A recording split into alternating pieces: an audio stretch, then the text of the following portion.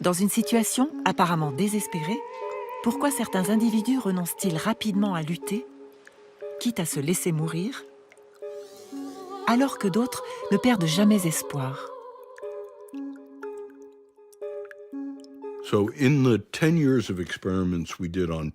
Pendant les 10 années d'expérience qu'on a menées sur des gens et des animaux, à essayer de les déprimer avec des bruits stridents, des décharges inévitables ou des problèmes sans solution, on a remarqué de manière constante que seulement 2 tiers d'entre eux déprimaient. Un tiers d'entre eux, je n'arrivais jamais à les déprimer. Qu'est-ce qui fait que cela résiste à la dépression? Si on arrivait à le découvrir, alors on pourrait l'enseigner aux autres.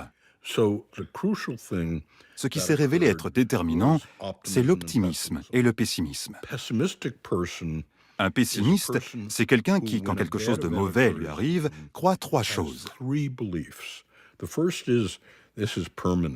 1, c'est permanent, ça va durer pour toujours. 2, c'est contagieux, ça va saper tout ce que j'entreprends. 3, c'est incontrôlable, je ne peux rien y faire. Alors ça, c'est injuste. C'est vraiment trop injuste. Alors que les optimistes, quand quelque chose de mauvais leur arrive, pensent « c'est temporaire, ça ne concerne que cette situation, et je peux y remédier ».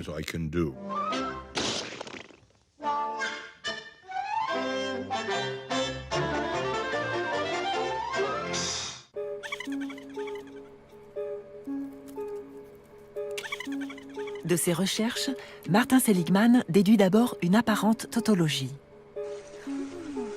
Face à une situation difficile, les individus qui ne dépriment pas sont des optimistes.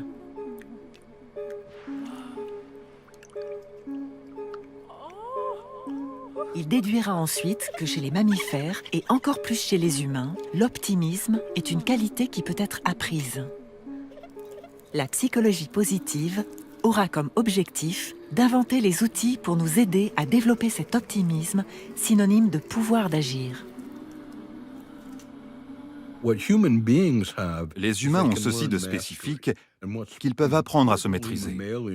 Les mammifères, et particulièrement les humains, ont une structure cognitive qui procure de l'espoir, qui nous dit « tu peux faire quelque chose ». Il faut quelque part apprendre d'être heureux.